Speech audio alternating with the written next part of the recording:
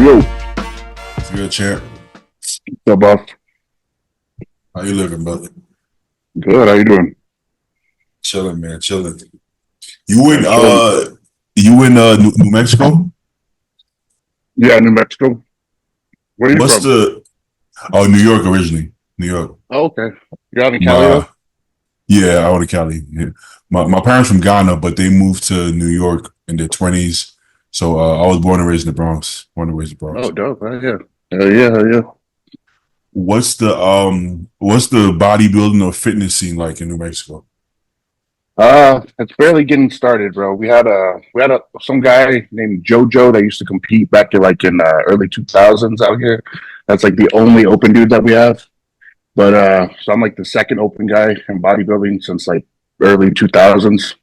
Mm, Um, not not much though, bro. We're trying to build it up though. We're trying to build it up slowly but Facts, surely. facts. You know, if you break it down, like sometimes like we get spoiled being in certain cities and states, but if you break it down, you have Texas, you got Florida, you got Cali, I guess the whole, I would say the whole state, but mostly Yeah. SoCal, mostly Yes, sir. SoCal. Um, I mean, New York was really popular with fitness for a while, but I can't say like there's a lot of guys coming from New York at this. I mean, not directly from New York, right? But like Yeah, yeah. maybe they started it. Maybe they were raised in New York, but they moved somewhere else. Because Yep. Chris Too Slow, he won the USA's. He's originally from New York, but he hasn't been in New York. And like myself, he hasn't Everybody been in else, New York yeah. in a long time. You Everybody know? ends up moving or going to Texas or Florida, something like that. Yeah. Which I might Yeah. end up doing myself too, just to be more in the scene. You Texas is see? right next to us, so Well, so because of those are big bodybuilding cities, yep. people migrate to those areas. So that's also why you don't see guys come from. I mean, like a lot of people don't even realize that Jay is from not Boston, but Mass, close to Boston. Yeah. People associate Jay with more for Cali and Vegas too. He's always been out But there, yeah.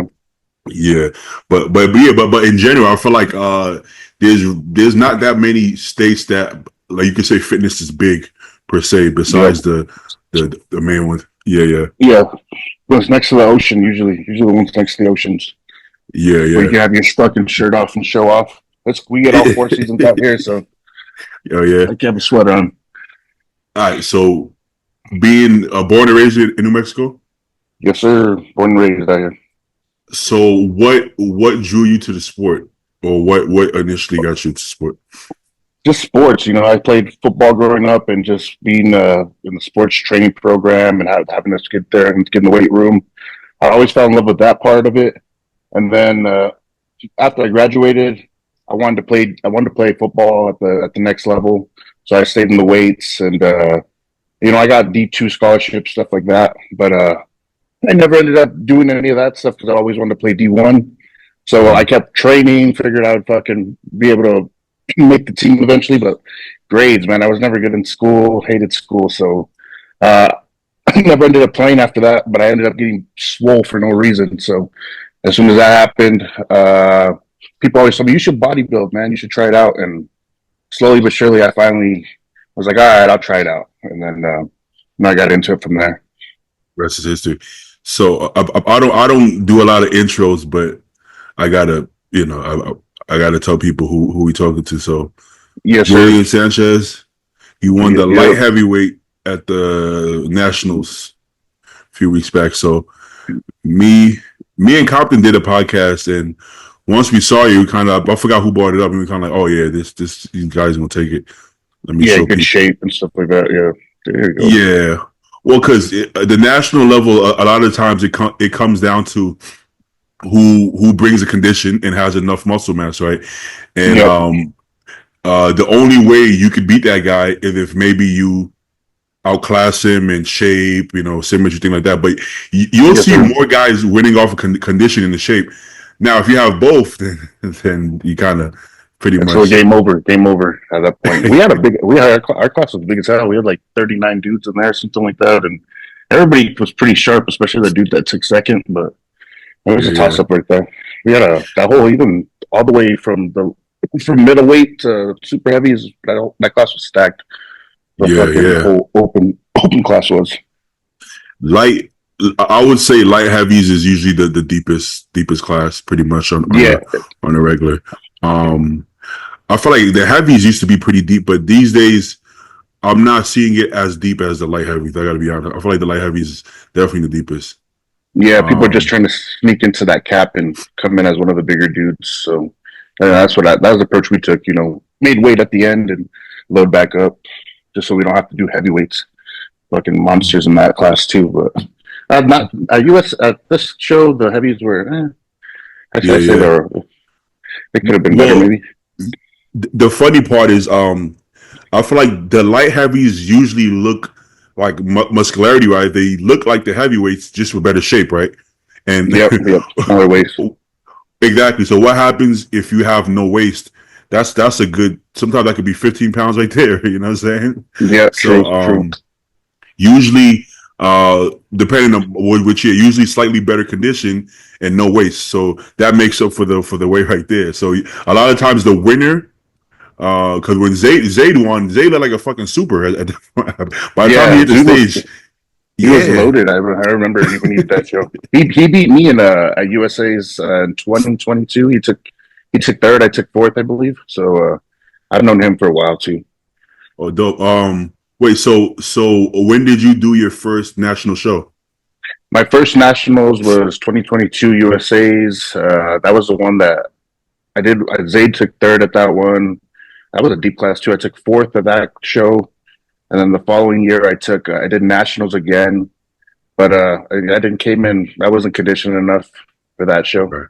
and I ended up Okay. taking seventh. That was the one that Trevor ended up winning Okay. Okay. in the light heavyweight class. And then last year was my third try at it. Finally, fucking got it. Yeah. Yeah. When it comes to, I will say specifically the light heavyweight class, you'll see guys who you're like, oh, this guy could easily win the whole show, end up in Mhm. second call out, right? Yeah. Because the margins are so small, and you could know it, your coach could know it, everybody could Yep. know it, and you still end up in second call. Like fuck, just by being a little bit off. Because Yeah, just a little. You motherfuckers, gotta. yeah, you got to be Just, on point. you gotta be Oh, you gotta be conditioned at these shows. If you don't come to a national level condition, they're gonna look right past you. That's just what I've learned. So that's what we brought this year. We made sure we were conditioned, had our glutes in and all that stuff. I never had my glutes striations in, so this year I was like, I need those fuckers to be in. That way I can stand out a little bit, and they could be like, all right, put this guy in the first call out, then let me battle it out with these dudes. yeah, So yeah. I think at the amateur level, it's important to understand that you always have to go for condition, because I think a lot of people get caught up in size, just yeah, mentally like, oh, I'm small and the whole nine. And the funny part is having that extra 5 pounds of fat, you actually look much smaller than if you were yep, completely peeled, you know? yep, So you might feel smaller, but the truth is, if you're not in true condition, you won't actually look your size. And I don't at the amateur level. Judges aren't looking for you to look like fucking Nexzilla, bro. They just yep, want to yep. they want to see I that you're learned. professional. Uh-huh. I learned my lesson with that last year when I did nationals. We tried to come in with a fuller look, and that's how I ended up in that second call. I was like, damn, we dropped the ball on that one. But Yeah, lesson yeah, learned, yeah. learn your lesson. I feel like they just want to see that you're professional enough to come in shape, and you have a structure that's worthy of that has the potential of being a good pro, basically. You know, Yep, exactly, and it exactly. sounds simple, sounds easy, but it still takes 10 years of work to get to that point. Yeah, You know. absolutely. It takes a while, man. Those guys that go and do two shows and go pro, I fucking tip my hat to them because that was not the route I got. Yeah, Yeah, put the yeah. work in. The majority of us. What would you tell people? What would you tell somebody right now, right? Who's maybe on his second local show, won his weight class, one of those shows, and he's like, you know what? I want to go to the next level. I want to be pro. What's the most important set of advice you could tell somebody who tells you that right now? Hey, I've competed a few times. I have a pretty good physique. I have a good coach. I want to try to turn pro. Just be patient, man. Patient and be consistent, and just know when it's your time. If you go out there and do national shows early, you're going to end up wasting your money, especially it gets expensive to do that stuff. And if you go out there and you're not ready, you're going to get a slap of reality. And then, that's kind of what it took for me to go out there and do a national level, see what it was really about, what it's really about. And then, the work you got to put into, because those guys at the national level are, everybody just right there ready to be pro. So it's not going to be a walk in the park. So just be consistent with your training, be consistent with your diet, and just have some patience. It's not going to come overnight. It takes some time, 3, 4 years. That's what it takes sometimes. Yeah. Do you coach clients? Yeah, I have clients that I have. I had a couple dudes just here local, and then slowly but surely I'm getting some online too. But that's what I try to teach them too. They're like, "Let's go do a national show." I'm like, "Bro, you're not ready for a national show. Like, let's put some time in. Let's get some years under our belt, and then from there we can test the waters." But I've been there, so I'm not trying to send them out there and have them waste their money. If that's 1,500 right there, just going to do a national show. 100%. Some clients freak out, right? Let's say you have a guy, right? And he's like, okay, I want to do USA's. And you're like, okay, let's break it down, bro. This is where you're at right now. You're going to need another 10 pounds of tissue, this, that. I'm looking at about at least 16 months before you're ready for that level. And sometimes they freak out. Oh man, you really think so, man? I thought I was good. And what I learned is you can only tell them so many times. If they insist, like you said, sometimes they just have to get out there and see for themselves. Yeah, go do it. Go. I'll bring you in condition, and then you go out there and you get shit. You get shit on, and that wasn't me. That wasn't on me. But that's how some people have to learn. You know what I mean? So yeah, live you learn for sure. You want to avoid that, but sometimes that's the only way because I could say until I stepped up there, I didn't fully understand what it took until I actually stepped up there. Even though I did understand to a point, because let's say I from winning my first overall to my first national show, I think it was like 3 years, maybe 3 years. So I understood that I wasn't ready, but at some point I'm like, well, am I? I don't know, because you'll see somebody turn pro, you'll be like, oh, he's not that big. Oh, I'm big. Yeah. And but you got to just depends who shows up to the shows, man. Because a lot of people show up to a show and the class won't be that stacked, and whoever shows up that day gets the card. But you show up to a show that's stacked, and then you'll be like, damn, I was not ready for this shit at all.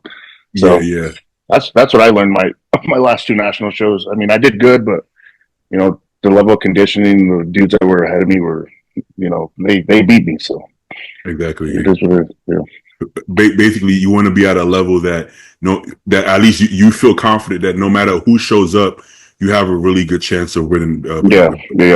Anyways, But reality has to. I have clients who have a ton of potential, but the discipline is not there. They think it is because they know how to when to turn it on, but they're missing 6 months out the year just bullshitting, and it's like you're good, your genetics are good, but it ain't that good. You can't get away with that kind of bullshit. I have to do it. It has to be all year round, man. That's what I learned this last year. Like I had my tendencies of bullshit, but once I locked into my off season, that's when you get all your results, man. You put the work in the off season, and as soon as you get to your prep, it's just like clockwork. It's almost the same thing. You're eating the same foods. You're just eating less of it.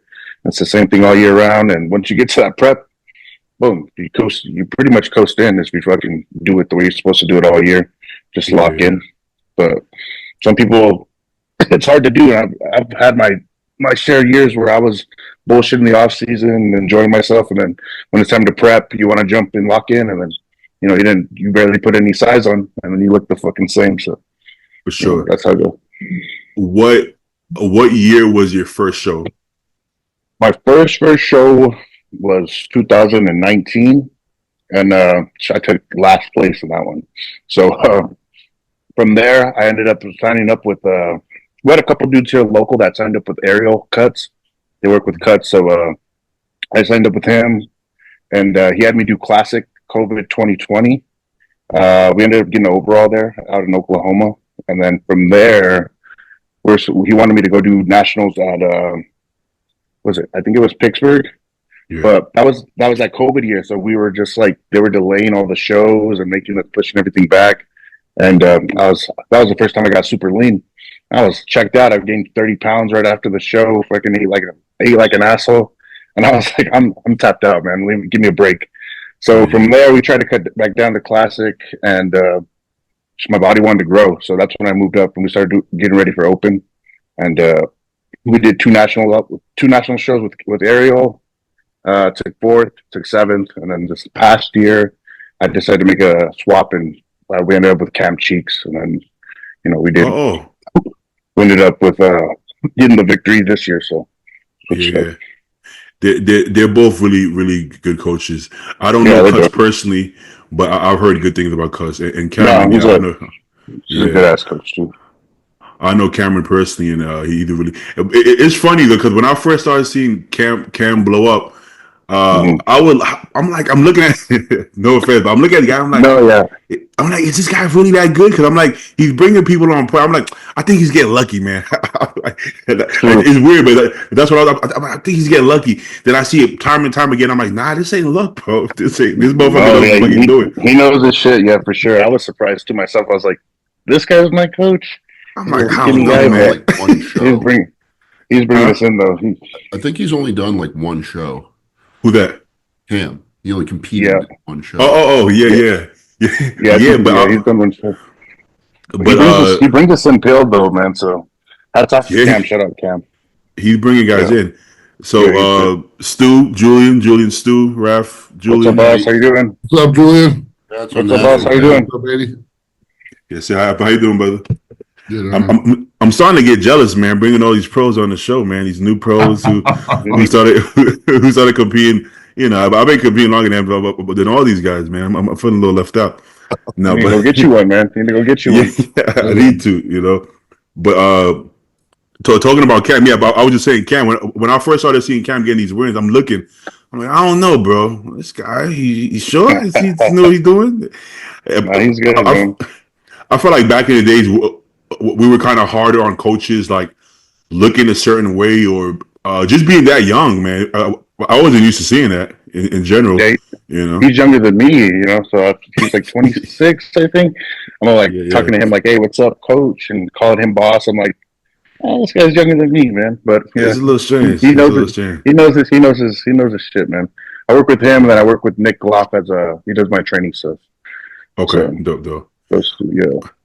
But if you think about it, though, I guess way back in the days when Aceta started working with Jay, they weren't that far off in age, right? Because Yeah, Jay yeah. just turned. I don't know. Jay is like 40 something. I don't know, 45. How old is Jay? I don't know. Jay's 52. I think they're like 3 Oh years shit. apart. Yeah. Or you see what I mean? Yeah. So I guess to some extent, that was a thing back then too. And I don't know how old Chad was, but I'm assuming Chad is not that much older than Ronnie and Flex and all of them. You know? Yeah, Yeah, yeah, yeah. What would a coach? This goes to everybody. What would a coach have to like? Let's say if you're starting off and a coach approaches you, what would a coach have and display for you to, I guess, give them a chance to work with them. Let's start with Stu. So Track you resume. okay? I'm a coach, right? So you come off the stage your first show. Hey, what's up, man? What's your name, Stu? It's your first show. You got a coach, bro? You got a coach? Okay, yeah, yeah. And I give you my information. I give you my information. Building this whole imaginary. This is the greatest sales pitch of a coach I've ever heard. Yeah, cool. How old are you? 25. Wow, man, that's really good, man. Where would you go from there? Are you gonna look me up on Instagram or like a Discord or something? Yeah, I'd probably look at your Instagram page and see what your clients look like. Tag spot. Yeah. That tag shit. You remember Boston used to be like, "Yo, go look at them tag shits," because they're only gonna show you the fucking the top pros. They're not gonna show you the 100 amateurs that's tagging them. You know. yeah, yeah. Yeah, yeah. But how about you, Ray? What's your process like to vet a coach? If it's for me, I want to see how many high level guys he has and how long he's had them for and kind of the length. And I think that's pretty much saying, what's his pedigree? What is the, what are his athletes? I got my dogs inside. It's freezing ass cold here today. It's like blizzarded in Arizona. But, Oh, Yeah.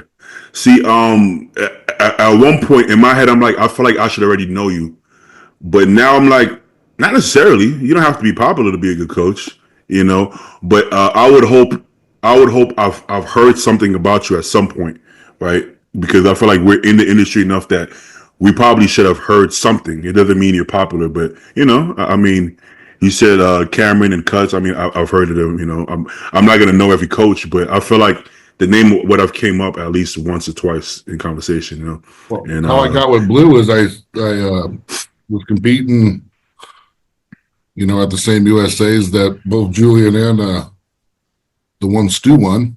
there you go. And I was chatting with Stu backstage. I'm like, dude, I'm just not making the progress in the past 24 months with my old coach, and who you got, plus he's on all the and stuff. So I'm like, hell yeah. Yeah. I think having good athletes as a coach, even if it's high amateur level athletes as well as you kind of need to be skeptical a bit of that, though. Right. About what? For sure. There's guys, won't name any names, who have like a lot of big name athletes or have, and weren't necessarily great at what they were doing. If you look at like their amateurs that they coached, for example, if they even coached. Not one person. You got to look at like years. Some people, a monkey could make him look good on stage. Yeah. There's also people in the industry that they're just in the know. They just know shit, bro. You don't know how they know. They just know everything about everybody, right? Those are sometimes good people to ask, right? I know, let's say Boston, for instance, right? He just knows these things, right? And you go back in retrospect, all the coaches that he talked about that I had no idea who the fuck they were. Now you're seeing, oh, he was right.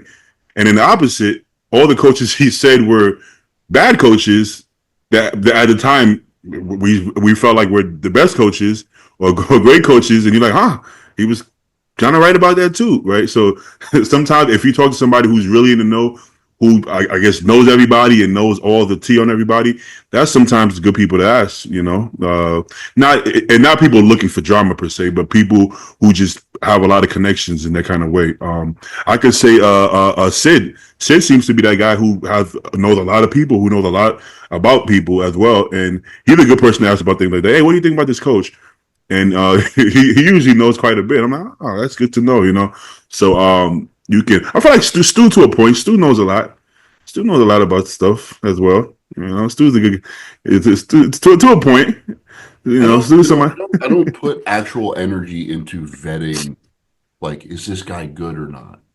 Yeah. I don't like. I used to be a lot more invested in it when Boston and Blue were tearing people apart because it was funny, like it was entertaining.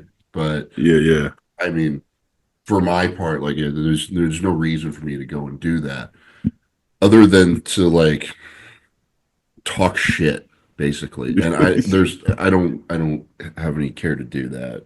Yeah. One thing that I could definitely say is that the most popular coaches are not necessarily the best coaches. Not that they're not good coaches, but especially from an amateur looking to hire a coach, you probably don't want to work with like a top pro coach, right? Because you're not necessarily going to get that kind of treatment, You're not going to get all their attention for sure. That's what kind of I learned from when you're working with big coaches. If you're not one of their main guys, you're going to kind of get the short end of the stick, and that's just how it goes. It's understandable for sure. Exactly.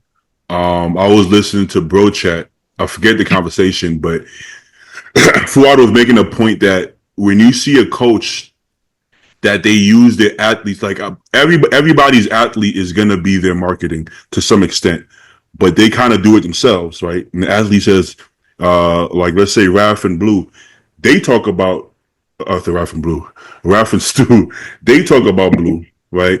But Blue doesn't make it a point to be like, hey, you see what I did with Stu? You see what I did with Ralph? You see, going and telling everybody and holding them up like, the athletes are talking for him, which is a great sign. But But Blue when you is see also at a point where he doesn't need to do that.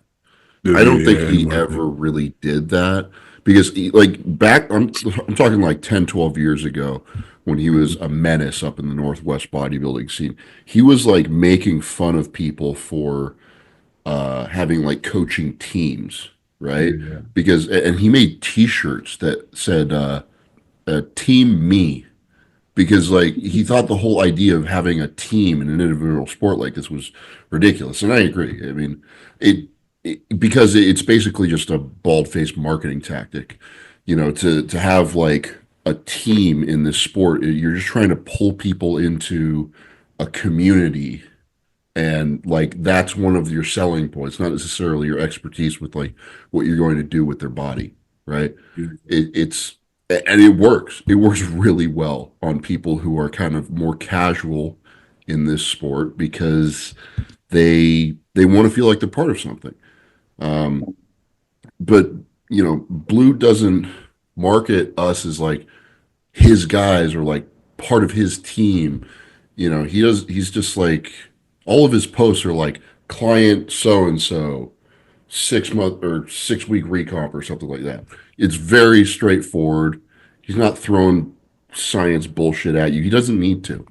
I mean, Well, he has people go to his page and he thinks that they think that he's like Bodybuilders Without Borders.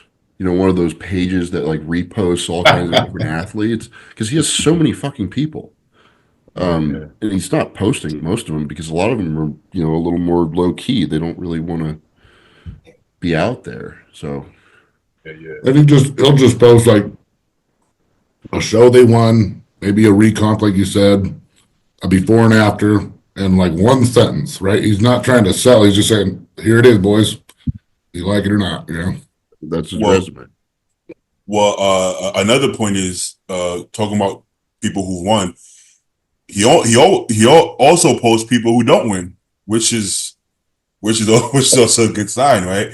Because if every post is only this person won, and it's like, hey, you have 5 clients in that show. What happened to the other clients don't show no love? Okay, you don't have to post anybody. It's not like it's not part of what you pay for. But I think it's a good sign when you don't only see a coach post winners because everybody can't win every show. You could be a phenomenal bodybuilder and still not win. So I think that's a good sign.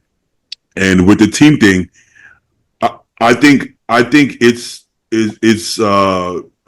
it only works when your own clients are trying to form their own team. That to me is okay. If you're not the one trying to make the team, if your own clients are like, oh, you're with because I could say, because Boss of Outlaw, if you don't understand how he is, you could think that he's trying to do this where he has not tried to do this at all. His clients are the ones blowing up his name, which is what I respect the most out of him. He don't say shit. He just does his job. His clients are like, yeah, I'm with Boss. I'm with Boss. Yes, we're all Boss guys. They're doing it themselves because they're proud. But like, Boss don't give a fuck about that shit. He's been a great coach for years. Just nobody fucking knew because he wasn't putting himself out there until he had popular American clients who put him out there. He just didn't care to put himself out there. So I think that's important to yeah, you almost want your clients to be doing the promo and do the team aspect if they want to, but you don't want to be the guy trying to make it out of them. You could if you want to. It's just that I think sometimes it doesn't come across. Right. Oh shit. I'm getting paid by all my sponsors today, bro. This is nice. This is coming in. Getting paid? What? I'm getting. Oh, not like that, like commission. Not. I'm not a pro, bro. I don't get the checks, but the commission could add up, bro. The commission could add up. I actually, hey, since we're on the topic, anybody want to shout out anything? Some codes while we at it. Get them code uses. What's your codes? Codes. Code Stu is actually. Let's go. Hey, Julian, you got any codes you want to shout out? Yeah, well, I'm waiting, man. I'm waiting for someone to give me some codes to use. So, oh damn! Oh hell no! slowly but surely we'll get them. Hurry We gotta up talk and to wait. some people. Yeah. We gotta talk to some people. Gotta There get you him go. on dialed. We gotta get some connecting some Coach people here, something, man. some type of Yeah. coach. Yeah. There's people who think that the day you turn pro, you start getting phone calls. Like, hey, man, No, you want that's not some it. free? Yeah, you want some free gear? Mhm. Yeah, I'm the plug. I'm the guy that gives everybody. Yeah, all those Olympians Yeah. is me. Yeah, come talk to me. Like the people Yeah. really believe this shit. They think pros are just doing some other shit that nobody has access to. And everybody That's gonna not call that, you. Huh? that's not the case, man. As soon as you get that pro card, you're right in the same boat. Yeah. So Just once you start doing the So pro shows, just hopefully another. once I start doing the pro shows, it's just another day. Yeah, it's like Rafe said. yeah, it's just. I mean, I seen it happen with Paul and Joe. First person, Joe wins the overall. It's like, yeah, that's dope. And a week later, everybody just forgets. It's like, okay, Joe's back in the gym. Well, working out.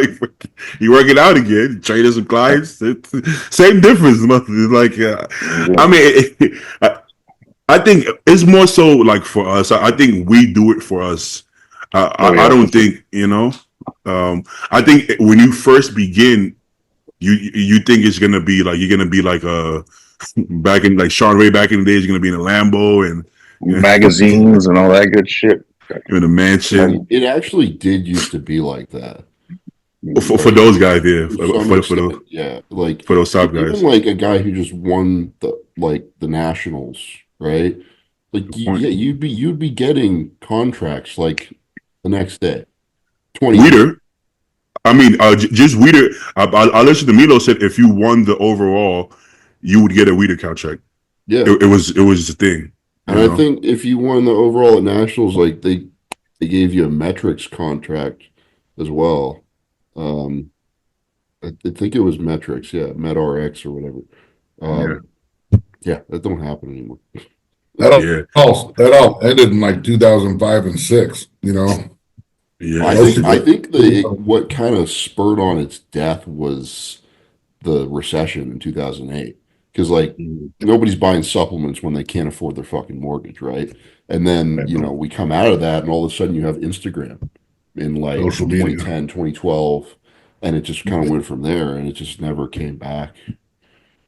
If we could get like some rich people who just love I mean, Arnold would be one of them. But if we could get I guess Jake Wood is one, but to the female bodybuilders in particular. But if we could get a couple more rich people who just love the sport and just want to throw some money at people, I think they would get some return though. I don't think they would just be throwing their money down the drain. But that just want to support the sport. There is a lot more money in a lot of the shows right now. They bumped the first place prize money for open shows from 10 to 15. I mean, in New York, it was like 30 after all the other sponsored contributions and shit. But first place gets that. For 95% of the lineup, you're still not making shit. Yeah. Like, obviously, the argument is just get better. Like, yeah, that's true. But that takes a while, and, the shit part about it is in 91, I think the Night of the Champions, what used to be the New York Pro, was 10 grand. And so it's been 10 grand all the way. I mean, it's down like 70% since then. We got to make like 60 or 70 to be the same as the early 90s, Yeah, man. But bro, 10 grand, bro, that's gone in a month, bro. That's 2 months of food. Yeah, I mean, That's true.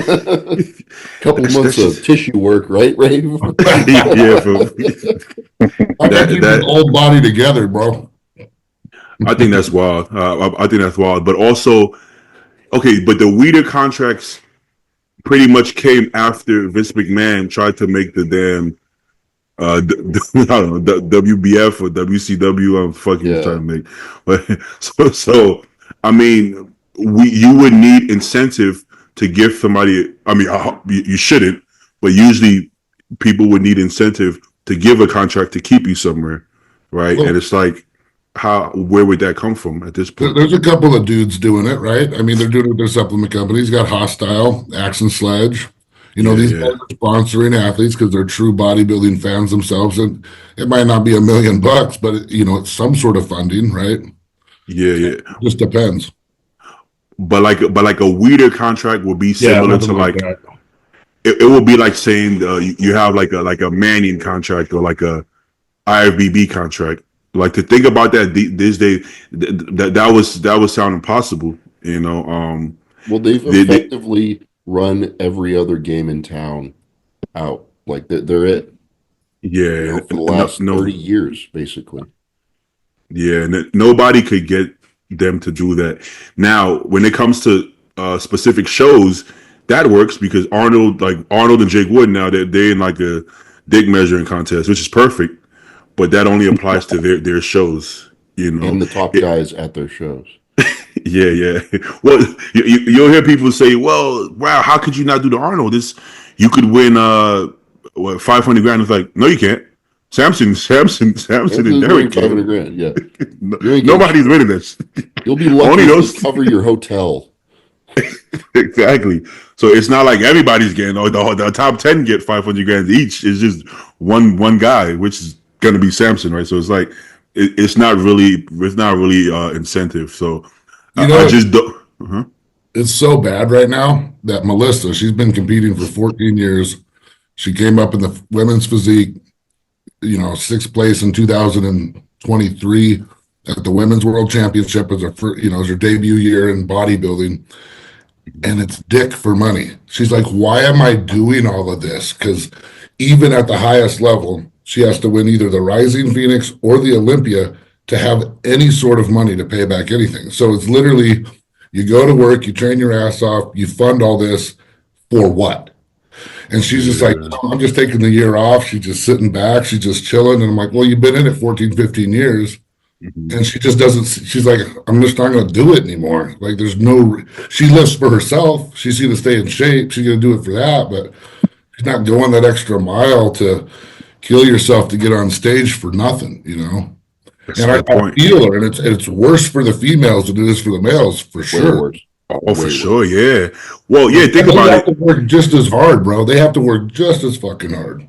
Harder. And honestly, I would say the majority of for bodybuilders. The really gross part about female bodybuilding, not about the competitors, but like, there are ways to make money in that world, but they're less than savory.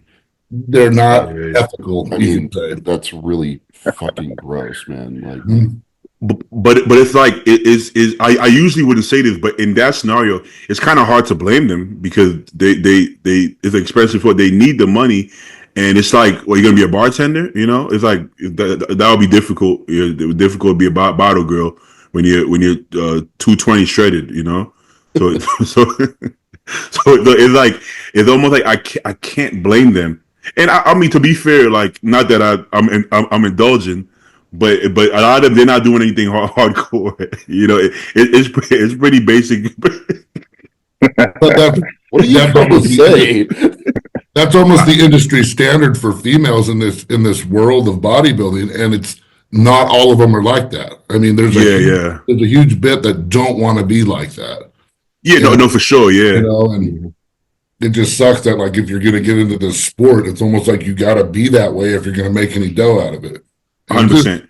And there's a good amount of these gals that just don't do it, We're really selling this whole pro league thing to Julian, right? This we gotta look forward to. Well, there's a handful of the female bodybuilders that I follow on Instagram that they do it tastefully. They do it tastefully, but it's like you shouldn't have to do that. Bro, sex work is sex work is sex work. It is. I agree. Melissa's a fucking nurse. Like, yeah. She has a great job. Like, that is so beneath her. It's disgusting. Yeah. It's just imagine how little incentive the men have. So now imagine the women. There would be but that's also why they work so hard, because they're only doing it for passion. There's no other incentive besides passion. So they have to love it a lot more than us. For a woman to be a bodybuilder, let's say I consider women's physique bodybuilding as well. So women's physique open. For a woman to do that, it has to be all passion, because there is no other incentive besides passion, right? Whereas the guys, sometimes I think some guys think it's cool. Like, yeah, I want to be one of one of the guys, one of the bros. Yeah, let's do this, right? That incentive doesn't exist for them. It's just they love it so much that they don't give a fuck and they do it anyways, which is dope. So you gotta respect Jake Wood for putting up the money for that too, because I'm sure he understands that as well. You know, when he bought the Olympia, he had helped a lot of the females out in forms of bringing them to the States, getting them to shows, paying for them to come to shows, getting the prize money up. I think some of that's faded a little bit. I mean, he still does it for a lot. He still created a good environment for the female bodybuilding at all at the Olympia. But yeah, it's just not like men's, and it's kind of stagnant. It doesn't go anywhere, and they're pulling shows here and there. It's like, well, what the heck's going to happen, Well, there wasn't even women's bodybuilding at the Olympia when Jake came on the right. Yeah. So I got a question for Julian, right? Hearing all this, I'm gonna have to start an OnlyFans, man. I need to make some money. Sell toe pictures, you know what I mean? Something's gonna have to happen. Julian, how many years would you give to competitive pro bodybuilding if you're not getting any return financially, or let's say financially, because I mean, I don't feel like we do it for other reasons, but let's say financially, but how many years would you, first of all, how old are you now? And then how many years would you give before you say, there's no return in this, I'm going to maybe explore other avenues in bodybuilding other than competing? See, I'm older. I'm a little older. I'm 31 now, so I don't have too many years left to be doing this. You know what I mean? So old man Julian. Yeah, I got some grays there in here somewhere, but yeah, I would say about 3 or 4. Honestly, if I'm in there, I want to do 212. So if I'm in there and I'm second call out year after year, it might be time to hang it up. Just health wise, I don't have any kids yet or anything like that. I still want to have kids and do all that good stuff. So I say about 3 or 4 years, but hopefully that's not the case. Hopefully we're whooping some ass. So we'll see. I think that's aggressive regardless. I mean, that's a good goal to have. That's pretty fair. Well, that's probably the good thing about being in your 30s. You have that perspective. Stu is young, but Stu has like an old man perspective, which is good. I'm cynical. but it's good to think these things out. Like most people in their 20s, they don't even think deep enough to even consider that. Like, wait, how many? They're just like, "Wow, this is great. Let's just keep doing it. I don't care how much money I spend, how much money I don't make. Fuck all of it, But we still have to be men, bro. We're still going as men. We got shit to do. Still have a life, or you want to have a life. So you do have to think about these things, man. And maybe it's not as fun when you think about it, but you have to. So that's one of those things. There has to be some return. Imagine giving all of your time to something and getting nothing out of it. You can only do that for so long before you just, I do know guys in their late 40s who are still giving everything and getting no return whatsoever. And it's just not I don't think it's... You gotta pull the plug eventually, man. So you just gotta be real with yourself, which I am myself. Or it'll be pulled for you. Yeah, exactly. You'll see your bank account at 0 and you're like, all right, I'm fucked. Or worse, your life. Yeah, you see your ejection fraction at 0 or something. You don't want that. We don't want that, bro. Yeah. All right, let's see if we got anything going on. I can't find this thing is weird. This computer Instagram thing. I got to figure it out. But let's see what we got going on. You see, look, it said I don't follow Julian Sanchez, even though I just Are you logged into your account? Yeah, somebody said that, but I'm logged into the Fit Nation account. Oh, that makes sense. Yeah. How many better play it safe, dude. I wouldn't go over to yours right now. Okay, that makes so much more sense now. Okay, perfect. Thanks for pointing that out, Stu. I'm like, why? Okay, good. Hey, Julian, how you feeling? How you feeling since your show? I feel good, man. I put some weight on me, so I feel a lot better healthy wise. I'm sitting about 220 now. Cam gave me the green light to go ahead and eat kind of like an asshole at the beginning. So I ate like that for a little bit for the holidays, enjoyed myself. And so we were so lean for that show, I kind of needed to put some fat on, man, just to feel better because I was lean like that for like 5 weeks, 4 weeks. And that shit feels like ass being that lean for that long, bro. So I feel better now. I don't think people realize that shit. That shit not comfortable. No, it's not, bro. You're freaking. I was never as lean as you. Even I'm still working on getting that lean, but Jesus. Yeah. No, yeah, you get that lean. It's. I mean, it looks cool, but fuck to be that lean for that long. Come on, when's the fucking show coming? So yeah, it was cool though. But just to even see myself that lean was dope, and now just enjoying myself and getting myself in a good spot to go ahead and make a push for this off season. So are you good? Planning on anything in 25 or just pushing? I'm letting Cam just pull the reins on that. He wants me to. We're gonna do this whole year off, so this whole year just growing, and then 2026. Just depends on how my body responds, but we might just sit that whole year out just because of my age. He wants me to make sure, like when we go and do a pro show, that we're ready and we're gonna be their competitive top one of the top guys. So. I'm not. I really don't have patience like that, but I'm trying. So we'll see how my body responds. Hopefully it goes right away, and we can get back on stage sooner rather than later. But I'm trying to be patient with it. Hey, go ahead, Stu. Well, I was going to say when I was younger, I was like, I just want to do every show because it's like sometimes taking the time is more important. Yeah, for sure. Trying to be that way. I was gonna say, Julian, are you somebody who has to struggle to get in shape, as far as cardio diet? I grow pretty easy. This last off season, getting in shape. Usually, it is a little harder for me, but this last year, maybe Cam knows different things than what I'm used to. But we got in shape pretty easy this year. I mean, there wasn't too much difference that we did. It's just maybe more intentiveness, or he was looking at me day to day, stuff like that. But this year I got lean pretty quick, so it was good. And I have fat boy genes, so I can put the size on quick. I mean, my whole family's pretty chubby, so it's just a matter of how fast it comes on. I know a few people who switched over to Cam and said something similar that this was the easiest they got in shape. So, Cam, yeah, you're a wizard. He's like a little Harry Potter out there. Gotta steal his secrets, man. I gotta talk to this guy on the phone. Are you a foodie? You like to eat a lot? Oh yeah, bro. Bad. I was bad on the TikTok binging on watching people eat, calorie challenges, shit like that, man. I need to stop being like that, but this year for the last. I can't look at any food when I'm in prep. Like as long as I don't, I'm good. As soon as someone pulls up a commercial, I'm like, God, fuck, there it goes, Oh yeah, I'm bad. Julian, how many shows? Who knows about Melissa's snack cabinet we got here? Well, I have my girl put all of her snacks in her room. I'm like, don't even put them in my face, man. I don't want to see no Rice Krispie cereal, treats, nothing like that.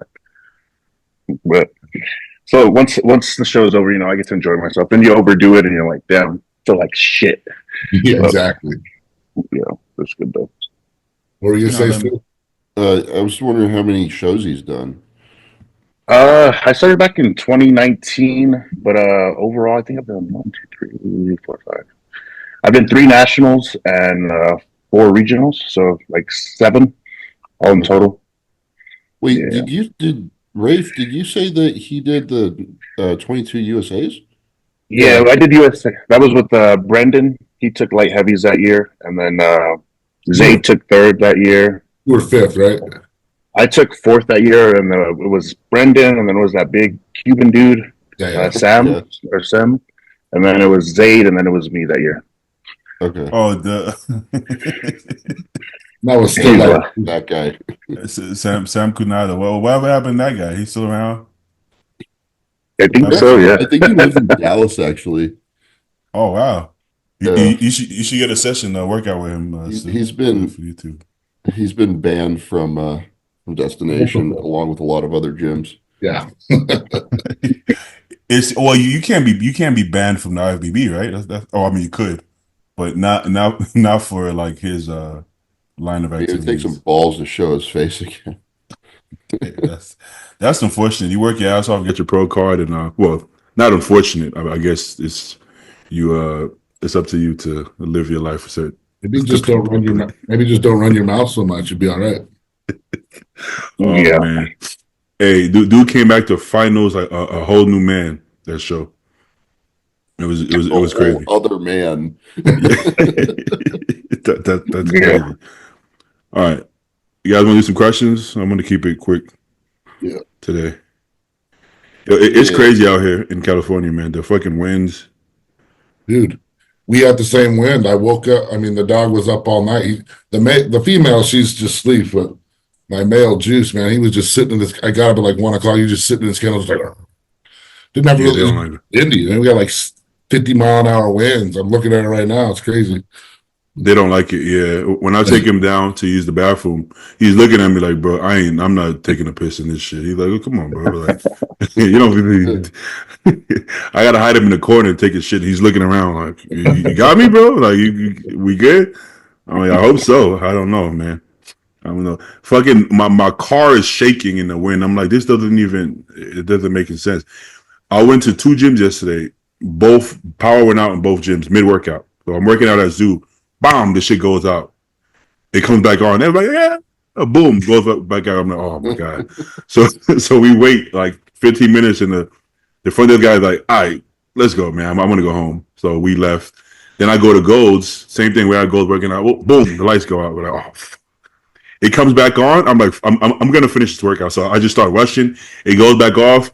I'm like, at this point, I'm sorry. You could kick me out. If you could lift me up and walk me out, you could kick me out. Until then, I'm gonna just finish the workout. So I finished it and left. But it wasn't. As you can imagine, it wasn't a great show to work out. You know, but it's better than the alternative. All my clients canceled as well. Just they don't feel like driving in the fucking wind, which is okay. We're gonna get snow tomorrow in Dallas. Really? That's just driving. Yeah. It's coming from Arizona through New Mexico. Dude, hail right on the way home just now. Power went out this morning at my house. I was ready to cook breakfast and the power goes out. Well, fuck that. You know, 15 minutes later, it's back on. But that shit's coming our way now, so I'm not looking forward to that shit. That don't sound. Usually when it snows in Texas, that's not good, right? Because isn't it like they're not really prepared for that kind of shit?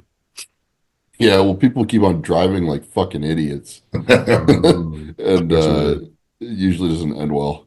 I don't think it's much different in New Mexico as it is in Arizona. Everybody's got bald ass tires they never replaced, and they're all sliding off the fucking road and shit. That's right. That's true. Everybody's going 10, 15 miles per hour. Yeah, that's all bad. That's all bad. All right, let's do some questions.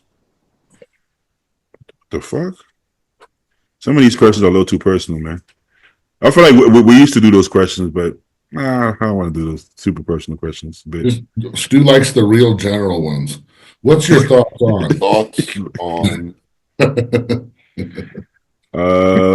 Thoughts on training abs in off season?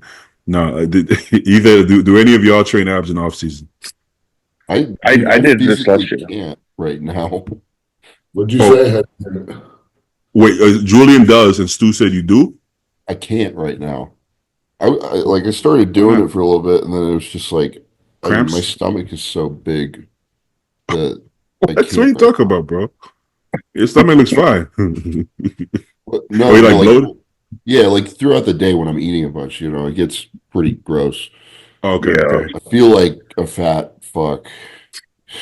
Man, not that bad, but when I rewatch some of my videos, bro, I'm like, why should I hold my stomach in, bro? It don't look nice. I'm like consciously thinking about it nowadays. You have to find shirts that like kind of hide it. Like, yeah. Huh? I said no compression shirts during the off season. Your whole stomach will be out like, look like, yeah. But some of the best waist on stage in the off season have the worst looking guts. Yeah, I don't get that shit, bro. I think because if your waist is small this way, it only comes out this way, Because the two best examples I could think of is Dennis Wolf and Sean Roden. In the off season, is always the stomach always poking through the fucking shirt. And I'm like, they have some of the best waist, but I think because like somebody like Jay or Nick, their waists are bigger this way, so they never get actual distension walking around. They're not walking around like that, or they're holding it in. I don't know, but it seemed like the guys with the actual small waist seem to get that distension. I got that pregnant belly in the off season, bro. You see, gotta be sucking it in. And you got a tiny waist. My gut is crazy off season, bro. It's like, why am I that fat? I don't think I'm that fat, but it's just You barely lean back. You set a bull right on there. It's bad, bro. It's like it's horrible, man. It's like just even watching myself train chest, and I try to get an arch in my back, and I'm like, oh no, man, I don't want to post this no more. It's not okay. I feel that. As long as it comes back down. All right, let's see.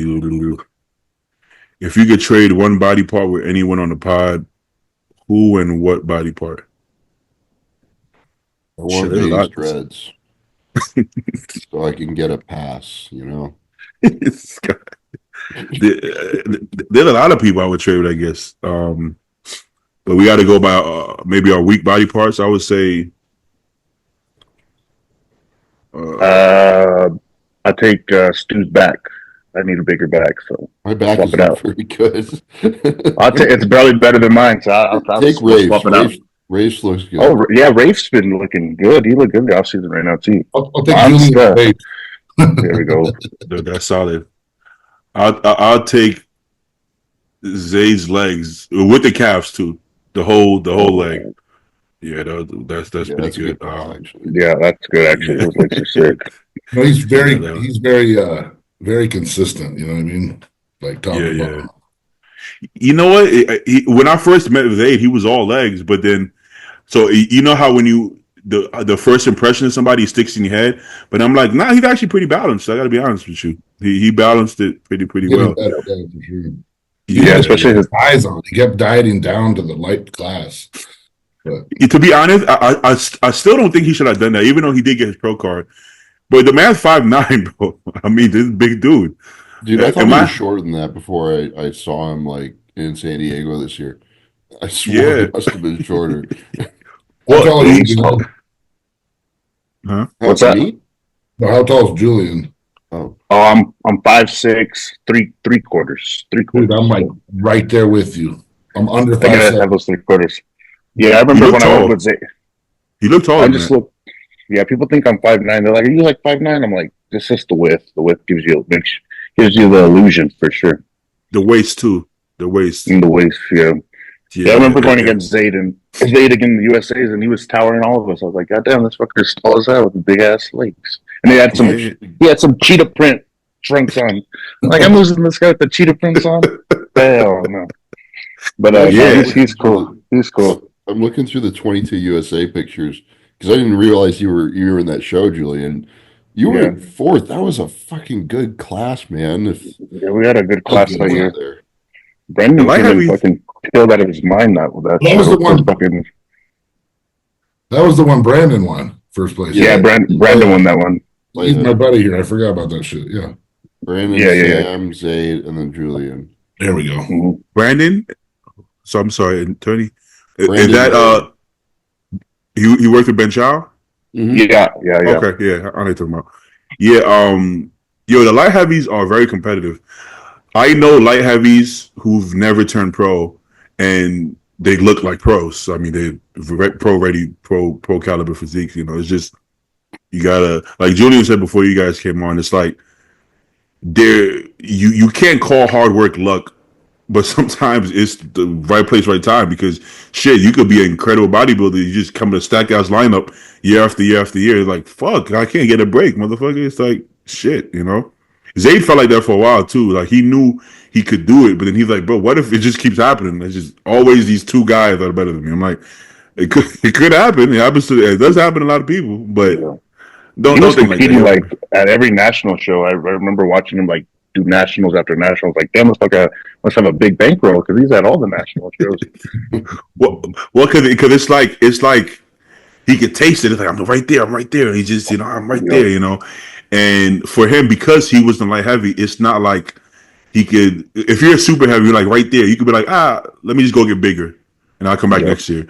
But it's like, I still thought he should have just win the heavyweight, but he didn't. At the time, he didn't want to do that. You know. Yeah, I think I was the last one in that top 5 to get my pro card. So that's why I was like, man, I suck, or what's going on here? Because all those other dudes were pros like a year before me. I was like, I didn't get this shit done, man.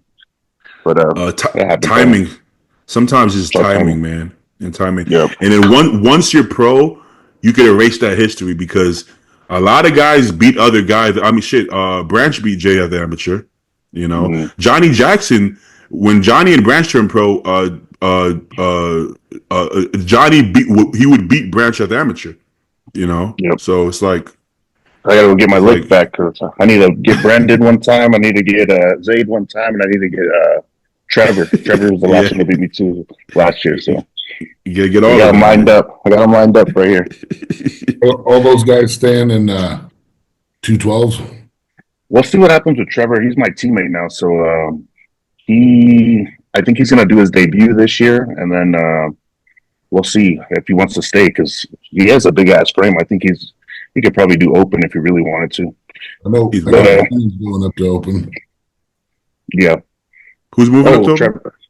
You were talking about Trevor. I was talking about Brandon's going to open this year. Oh, is he going to go to open? Yeah, because he gets big, man. He gets like 250 in the offseason. He's like, I'm tired of just losing all the muscle, you know. So, yeah, I mean, he had a dope look this last year. I thought he took top 5 at a couple of those, didn't he? Yeah. Top 5, top 6. Yeah, he's cool. We got a couple training sessions in over the off season, so he's a good ass dude. Yeah. Dude, I like that fit. I like that fit, by the way, Julian. I like the fit. Appreciate you. Yeah. Thank you, sir. What you said, Stu? I'm looking at Rafe's pictures from the 22 USA. You look so different now. Don't look at dude. Your legs just disappeared there. Oh yeah, it's the first thing that goes, and now that I've, these couple past off seasons, that's what I'm focused on is just more leg size, and now they stay, so that's good. I think it just had to be put on there and marinate for a couple of years, Yeah. Shit. Man, a lot for 2 years, man. Yeah. Shit. Yeah, the difference in weight, that was 250. That was like 214 there, and I was 244 on stage this year. So that's 2 years. That's pretty good. Damn. Yeah, you look totally different now. I could argue that this past show, your legs look like your best body part. Really? Yeah. So you probably don't feel like that because you still have the trauma from 22. Well, I got a weird frame, man. I got a massive torso and short limbs, so my limbs have to be massive in order to complement the big torso. So. Oh yeah. Look at Nick. You ever see Nick's legs in person? They're huge, but on stage you still he could use more legs. And it's like legs are pretty big, man. But you have a long torso like that. Sometimes it's just throws off the proportion. But your legs looked really big on stage. Thanks. I think if I have another off season like this, they're going to be close to what kind of like I envision myself looking like. I'm not quite there yet, but like what my vision is for me, it'll be close. So yeah. Do you think anybody ever actually reaches that picture in the head of the physique? They get close. I don't know if anybody's ever fully satisfied. That's my opinion on it. You can always improve, right? Regardless. Yeah. What do you think, Stu? You think the top Olympians, when you win 8 times, like Ronnie, or 7 times, like. What do you think? Do I think they're ever satisfied? Yeah. Well, I mean, that mindset's got to change if you win the whole thing, right? Right. Now you're just thinking like, okay, now everyone's going to start talking shit about me. I won and nitpicking little things on me, and I guess I should, maybe work on that stuff. But like, I did win, so right. Yeah. I don't know. That's not something I really have to think about. Right? I'm still working. I feel like in hindsight, everybody says, you should have just stayed. You should have stayed there. You shouldn't have got bigger, right? They'll pick a year. 2013. You shouldn't have got any bigger than that. But it's like how would you know that? You only know that because it happened. But the athlete doesn't know that, because what if you said, "Oh, Phil, you shouldn't have got bigger than 2008"? Yeah, but you would have never seen 2011 if he never got bigger. So the only reason we know he shouldn't have got any bigger is because he did. What if he got bigger and looked even better? You know, Keon, oh, stay in classic, yo, you'll ruin your physique in 212. I mean, like, you wouldn't know till you tried. So, right? So it's like you can't talk in retrospect. Yeah, everybody feels like that now, but there's only one way to find out. You got to try it.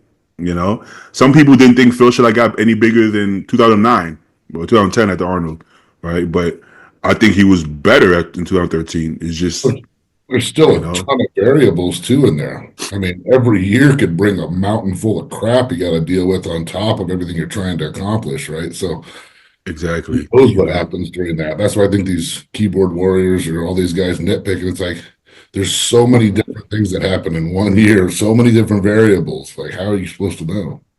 You know, they're doing Okay, their best at the time is what I expect. You know, and then if you don't improve, everybody shits on you anyways. Because what happens is everybody else is improving, you right? get shit on So regard. exactly. So let's say Dexter, Sean Ray, even Sean Roden, their critique was, oh, they look the same, even though they were top guys, because everybody else around you is getting better. So if you look the same, people are just gonna say either you got worse or you don't make any improvements. So in theory, if you say no, stay like that, nobody's trying to stay like that. Everybody's trying to improve, right? So it's just, I don't think it's realistic. You end up going backwards. Well, then you catch yourself, like Sean Clarita. I think that was the year 2023. He came in maybe too big. You catch yourself, you you bring it back a little bit, but you can't tell somebody, a bodybuilder, don't grow.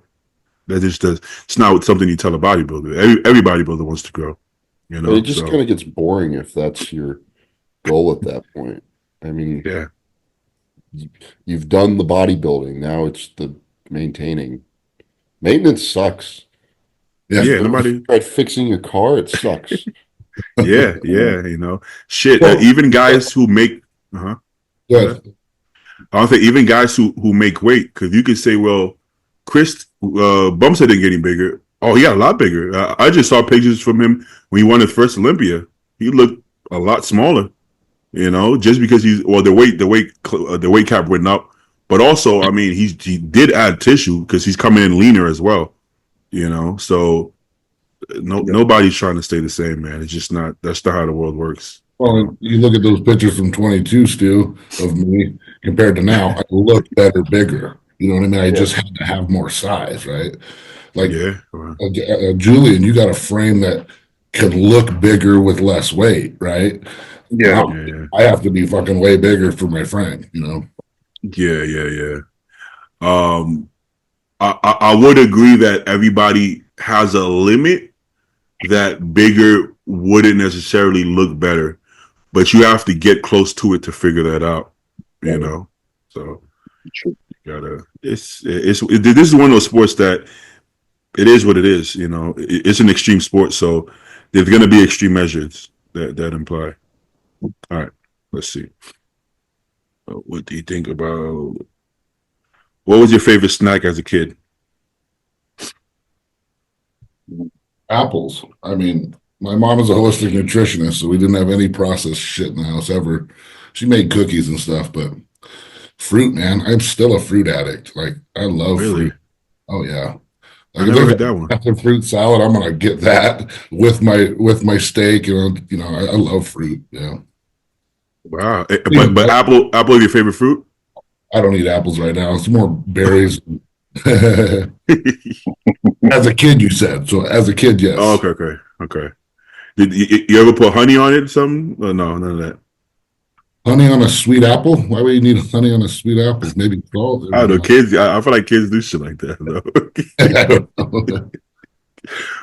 What about Julia? I was an Oreo guy. I'd kill a whole family size pack of Oreos back when I was a kid, just dunking them all, scooping them out with a spoon. That's my go-to for sure. You go original OG or you go double stuffed? I like the You go original. The original OGs ones are That's what I fuck with Best those. balance. I agree. That's the best Yeah. thing. Balance, That's the exactly. best one. Mm. It's like no matter what flavors you try, you always got to go back to the OG, man. You always got to go back to the Oh, OG. geez, the way to go. That this double stuff is a little too much, man. Yeah, there's too much going on. No, nobody They needs that don't they much don't stuff. they don't soak as good in the milk either. You bite in, they're still a little dry. So you Yeah, gotta yeah, go OG. Leave them in there for about 10 count. Pull them out. It's ready to go. exactly. Yeah, nobody needs all that. What about stew? Chicken and rice?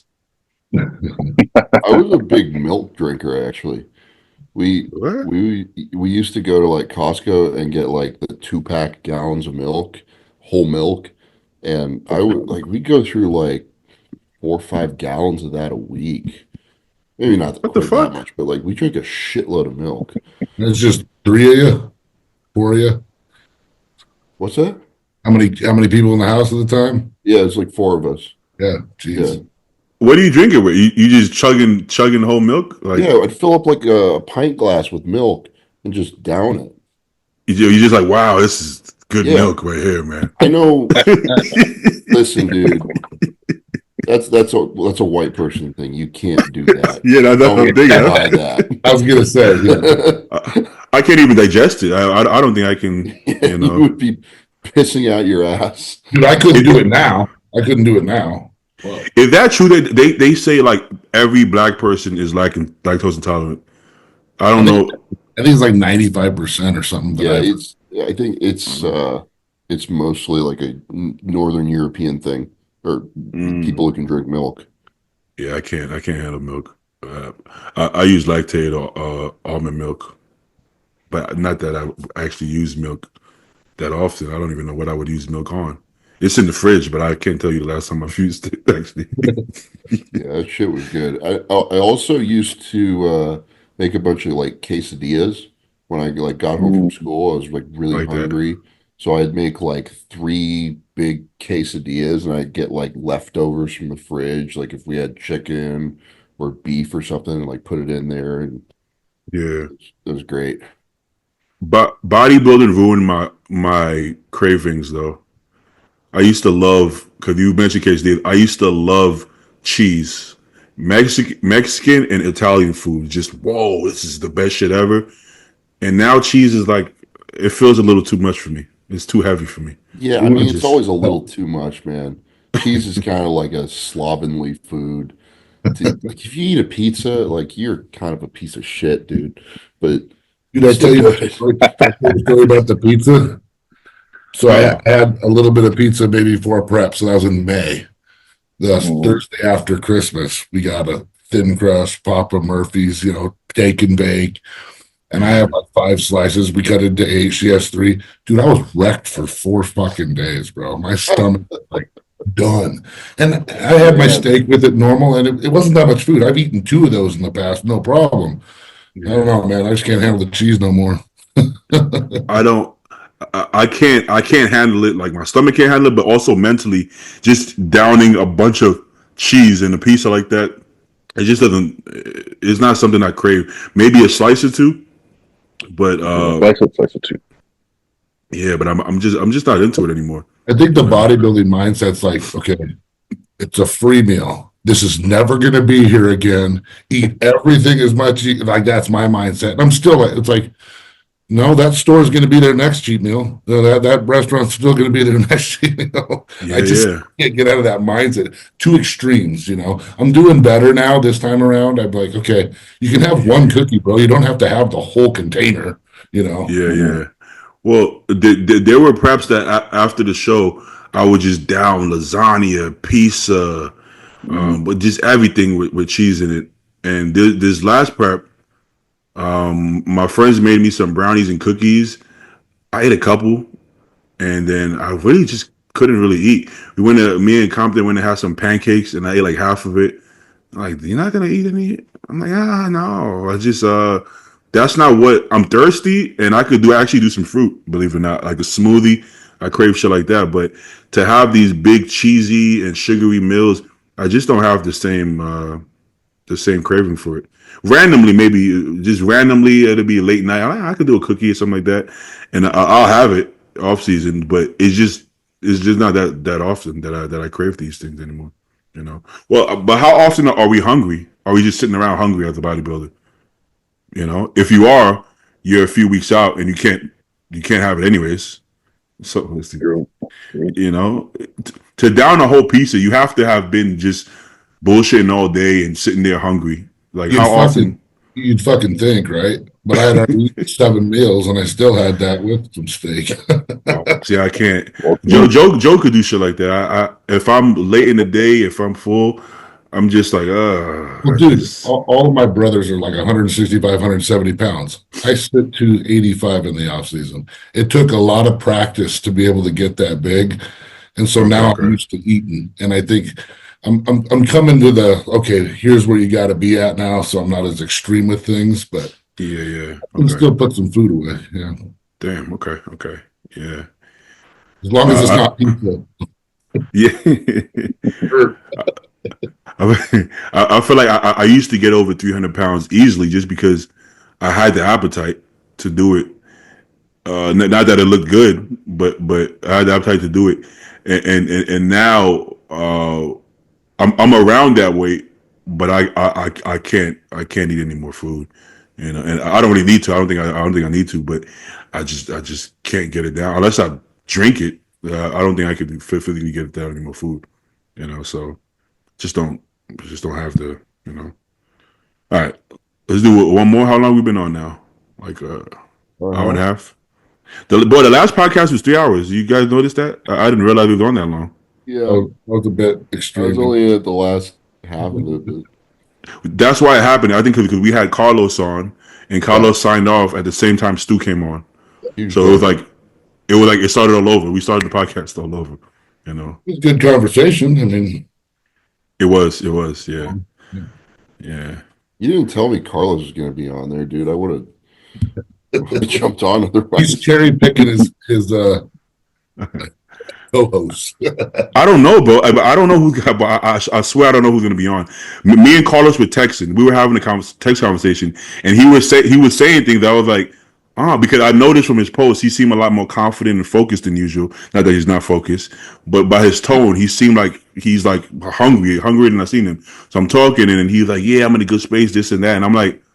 And you know he was talking about the SSRIs and stuff. So I'm like, this is something that I think people should hear. So we start the podcast. I can't text and do the podcast, so I'm like, let me just send him a link because I kind of want to hear more about it. So I sent him a link. I didn't whether he signed on or not. I don't know if he will, but he did. It was perfect, you know. So I honestly don't know who's going to be on. I knew Julian was going to be on because we talked about it, but very rarely do I know who's going to be on. I don't know if you're going to be on, Stu. I mean, I send you a link, but I don't really know. Rafe, I hope he's on, but I don't know. I don't know what the fuck I'm doing, bro. I'm just shooting links at people. Done pretty good. He used to have 3 or 4 people every week. So Very professional production here. But Stu knows this, but I send like 8, 9 links, bro. So if I fuck up and everybody hops on, then we might have It's a mess. that used to happen. Remember, right? Yeah. We've had like I think we've had 7, 8 people on before, and I'm like, oh, but this is bad. I'm like, oh, damn, I can't say shit. I'm like, I guess fuck it. Let's just keep it going. but you usually max is like 4 or 5. You know, it's hard to find like think about it, these are grown men with jobs and lives. So if you send 8 links, chances are you're not going to get 8 people. But I realized that if you only send 3 links, you know what I'm saying? One person stuck in traffic, you know, you might not have a show. So you gotta be careful. Shit, me and Julian were on for a while before you guys hopped on. I don't know if you guys were gonna hop on. If you didn't, then it would have been just a Julian interview. But a Julian interview now. You guys fucked it up. All right, let's do one more. Okay, y'all want a lifestyle, bodybuilding, that's or all. drug question? Stu loves drug questions, right? Or what y'all want? Do a lifestyle one. All right. Let me see. Boom, boom, boom. Dream job outside of fitness. That's a good one, actually. People usually say, "What would you have done if not bodybuilding?" That's a whole different question because I didn't have much good legal activity going on before bodybuilding, so that's not good. But but a dream could be anything, you know. I like that better. That's a better question. Have to be legal? Oh no, for the dream, no. You could be a fucking mobster. You could be fucking cartel member. Anything you want. Nah, that's a little high risk, man. I'm thinking like white collar crime, you know? Bank. Like Some Well, identities. until I was, Construction sites on them. wait, I I was, already had a career before this shit, which I kind of had bodybuilding first, and then I had a construction company, and I was very good at it, and I love it. I really enjoy building, so I kind of already had that, and I love this stuff. So, I mean, the question wasn't what you love here, because I own 2 gyms, so this just feeds into that. But I'm kind of loving what my head was always made to do since I was 12 when I started thinking about all this shit. I'm kind of living my dream already. So outside of this, it was be construction. I love building. So yeah. That's never been a strong suit of mine. I'm a city boy. I don't think we're not very good at building shit. I gotta be honest with you. Yeah. Yeah. Well, until I was like 16, I thought I was gonna be in the NBA. You know, but I wasn't built for the next level of basketball. Let's say that. I'm physically built. But dream. Damn, why is it so difficult? I don't. We eat too many meals to think about dreams. I guess. I don't know. What about Julian? Shit, I'm having a hard time. I always loved football. So growing up, I always wanted to be like NFL or something like that. But shot's too short, man. So you got the short end of the stick there. That's why I need to get a tall girlfriend or something that we can put those dreams on my kid. I've been thinking about that, bro. Cause I'm always dating these short girls, and I'm like, wait, is that a good thing? I'm like, maybe I need to give me like breeding material, man. It's really important. I don't think about that. I mean, I wasn't thinking about that until recently. I'm like, maybe I should like a 6-footer, a 6-foot girl, you know. You need to start going to the some WNBA games or something like that. You know, I'm like, cause I always the short, dainty girls. I'm like, maybe they need some broad shoulders a little height on them. I don't know. Broad shoulders is, you know, broad shoulders, yes, too. No, broad shoulders is key. You know, at this point, I want a strong jawline. I want broad shoulders, the whole nine. Hey, gotta breathe, man. You gotta athletes out there. You gotta think for your kids. My girlfriend's dad is like 6'3", so I'm have my fingers crossed that. You get those dreams, not mine. Yeah, she gotta have big hands. You gotta have a wingspan. You know, at least 6'5" wingspan minimum. The whole. She gotta have cute feet, but I don't mind a little size 11. No, you know? there's compromises, man. If you have a 6'5" wingspan, you are not going to have cute feet. those things are your skis. Me, I never looked into it, but now that I'm looking around, I'm like, oh, these tall girls, they look nice, man. These tall girls look nice. It was never my thing, but it's just nice, yeah. How do we get there? What are we talking about? Oh, we're talking about dream job. That shit up. I actually wanted to be a bounty hunter at one point, which is a bail bondsman. I thought it was fun because I have a friend who does it. If you guys know Bounty Tank, he does like a YouTube show, and he made it look so cool. But after I got to actually know him, it's not that cool, man. It's fucking stressful. He actually just got shot. He got shot recently, and he was in the hospital. So that's that. I think he's doing well now, but he did get shot. So it's not. Yeah, some people don't give a fuck who you are. Bill Bosman, get the fuck out of here, bomb, motherfucker. Like some of these people don't give a fuck about consequences. So That seemed like a fun job. Bouncing was fun at 20 years old, but not That's it's not. really old. That's a dream job for somebody fresh out of high school. Bouncing. That's kind of cool. You get fake authority. You get drunk girls all over you. It's nice. I'm stumped. I don't know what my dream job is, man. I don't know. I don't fucking know. I guess I guess we live in the dream, being being fucking. Unpaid bodybuilders. Yeah. Hey, speak for yourself, Stu. I told you my commission, man. I just made $90 for the month, Breaking bro. it in. Yeah, $90. Count. Made dinner at Five Guys with his girl. Yeah, come on, man. That 90 is gonna save me a nice weekend, a fun weekend this weekend, man. Yeah, I'm stumped. I don't have a dream job. Anybody got one? Construction. Yeah, I'll do construction with Rafe. Dude, you are going to be, you have to wake up at like 4 a.m. to do construction. You know that, right? Man. It's hard ass work, bro. You're not going to be a good construction worker. He's going to fire you like today. I don't think so. Yeah. You know, I can't tell if I'm a hard worker or if I'm lazy as fuck, because I never kept a real job just because I felt like I was good at it. I just didn't want to do it. I just didn't want to do it. I would always find a different way, you know. But I've worked every job. I just didn't last very long. I've been a bus boy before. Imagine me as a waiter at your restaurant. Do you want me to be your waiters too? You gonna tip me? Man, I'd I'd like hold my purse tight. Exactly. You know what I mean? You know, but they would. It just wasn't. Obviously security. I did bodyguard work. What else?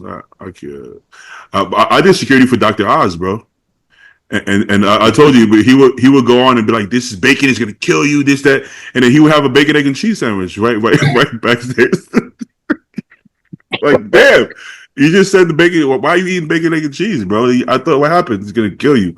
But Playing a character. You remember dude, he almost got elected to like I think it was Congress or something. Oh, we don't want that man in Congress. Yeah, dude, he like just because he was popular. Like Yo, he was like really up there in the polls, I think. All these, I feel like most of these people are insanely fake. Like people in front of the cameras, and everything is fake. Every day, their family life to their relationship with their kids, everything is fake. It's all fake. It's all smoke and mirrors. You know, even what they say, they don't believe in what they say. They're being told what to say. Yeah, but I mean, they're to play devil's advocate. They are doing their job. You know, they are. They're making a lot of money. Hollywood is, or like just showbiz period, is just a weird world where you kind of lose yourself. I mean, there's some examples though of like actors and TV personalities that actually come across pretty genuine. Like Dr. Phil, to name another daytime TV host. Like I actually like he's actually like seems to be the guy who he is on television. Now they chop up his show into clips and like make it shocking and stuff, but like I don't know. I haven't watched a lot of Dr. Phil, but like he actually seemed to be genuinely trying to help a lot of the people that were on his show. It was I like kind of exploitative because like you have these people in fucked up situations and they're acting wild and you're like sitting them down on TV, right? So it's a little weird, but I think he actually cared, you know? It's like Dr. Oz show was basically like an Oprah show, but Dr. Oz. To me, it was a much better version of that show, you know. But I'm also a guy, so it's probably because he's a guy. I don't know, but to me, that's basically what that Dr. Oz show was, right? It's like Oprah mixed with Dr. Oz. I don't know. It's like something like that, you know. So yeah, I think Dr. Phil does a great job with his parameters as well. I think he did a great job of being himself while restricted. I'm sure he's restricted in what he can do, but he does the most with his platform, I think. But like not anymore. Like I mean, he hasn't had his daytime show for a while now. But like he like runs his own shit now, and he hasn't changed all that much, which is interesting. Another guy that comes to mind is what's his name? Rob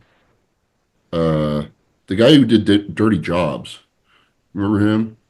Oh yeah, what's his name? Like Rob Lowe or something? Yeah, yeah. Something like that. I mean, like he's like his whole idea, it was his idea to do that show, and it was like rejected by networks left and right. But like, he actually, just wanted to show that side of like the workforce, because people don't think about that stuff. Yeah, yeah. Kind of rambling, but They, there's exceptions to the rule. would you fault a man who is making millions of dollars feeding his family, but isn't staying true to his own values as far as he's gonna say exactly what the powers to be want him to say, but he's making millions feeding his family?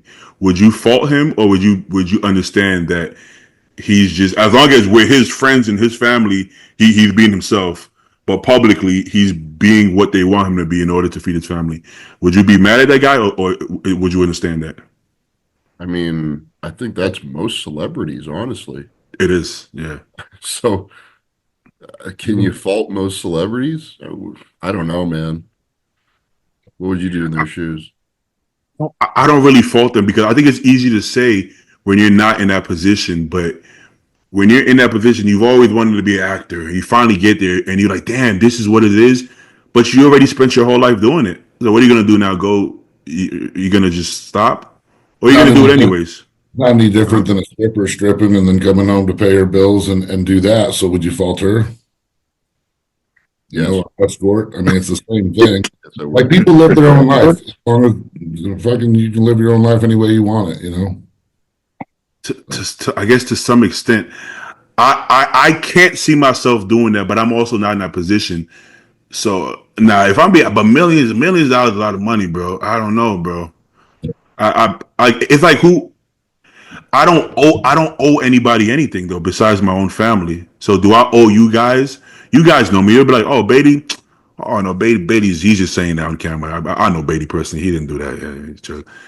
Does it matter in the grand scheme of things though? It Does really telling the doesn't, truth matter? huh? Does telling the truth matter as a principle?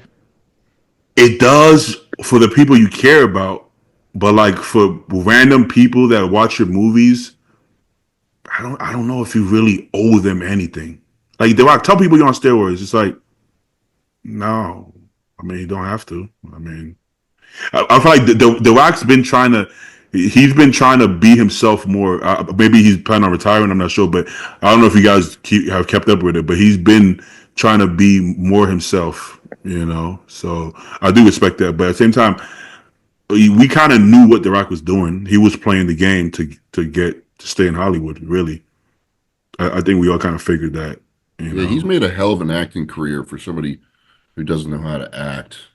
Like he just plays The Rock in every movie he's in. Mm-hmm. Impressive. It won't last very much longer, from what I've been seeing. Because he hasn't been supporting the left very, very much in Hollywood. That's what Hollywood is. So, but more power to him. I mean, eventually he's like, I made enough money.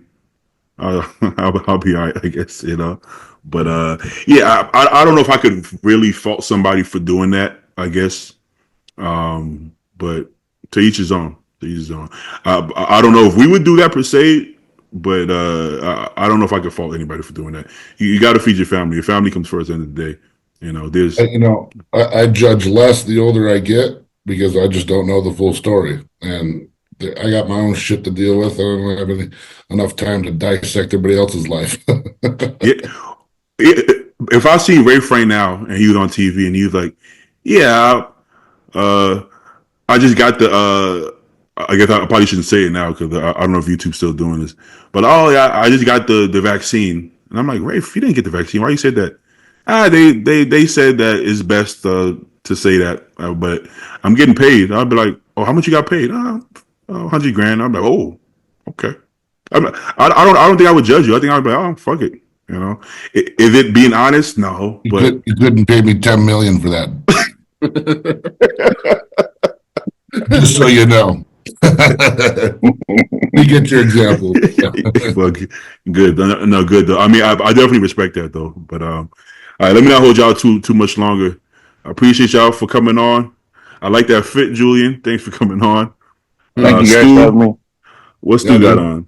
What Stu's fit is all right. Gas.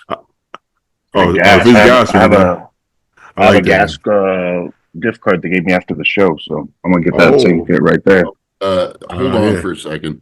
Don't order it yet, because they just moved warehouses from like the gym to a separate warehouse, and they're super backed up on orders right now. Things are okay. I got the insight right there then. Yep. Good. I think we're like a week or two behind right now. Like if you put it in order, it'll get sent out, right? But like it's just super fucking slow right now. I'll use your code though. I'll use the code so I get extra discount on that. There you go. Down. There you go. Do you know what your code is, Stu? It's beef stew. Yes. Oh yeah. Okay.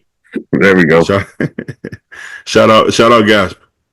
All right, y'all. Okay. Appreciate y'all. Let's go eat some food. Go eat some apples. And no. All right, y'all. You already know. No pizza. No. We don't do that.